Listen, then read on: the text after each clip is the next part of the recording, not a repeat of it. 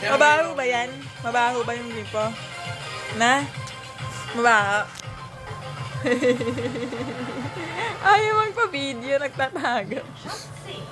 Ano? Lalagyan kong ano, alcohol? Punas ka?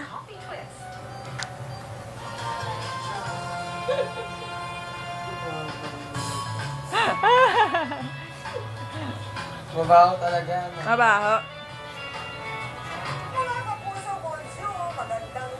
Oh, natumba ka.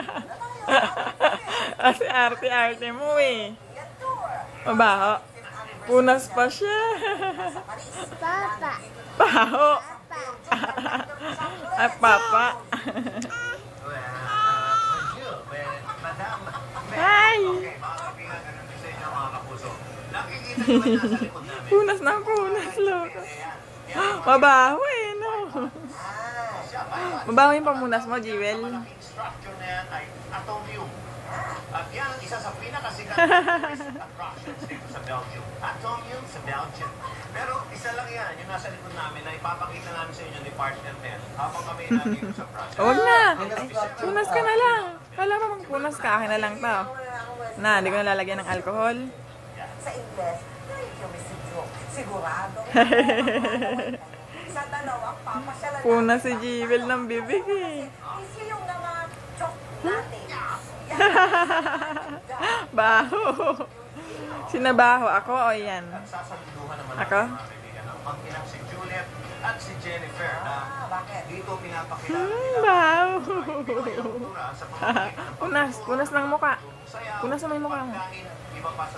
Punas si Jewel. Computer ah. Nagamit mo ba? Ah, sige. Eh, galing ni Jewel ah. Punas ulit, punas. Punas mo, may dumi ka rito. Galing ah! At siyempre ba, ipapasya din namin kayo sa isang cafe. Baho na pamunas. Walang alcohol, ano? Oo, mabaho yan. Amoyin mo nga, mabaho. Ay!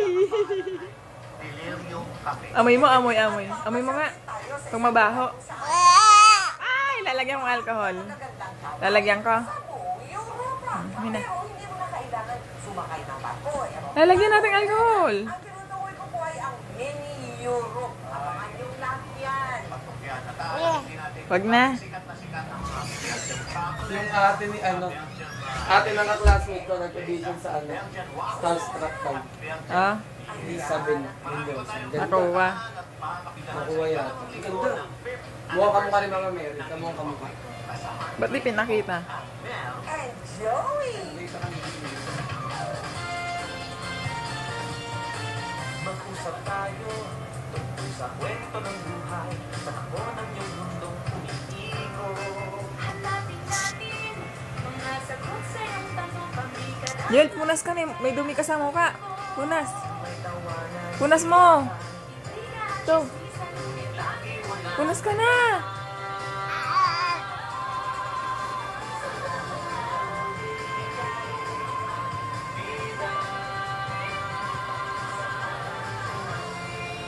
Tulog ka na? Tapos ka na magpunas? Tulog ka na ba? Maliit na bansa, pero mayaman sa kultura ang lugar na ito. Panahon ng Middle Ages. Aktibo na ang kalakaran dito. Dalawa sa pinagmamalaki nilang mga produkto, ang chocolates at diamonds.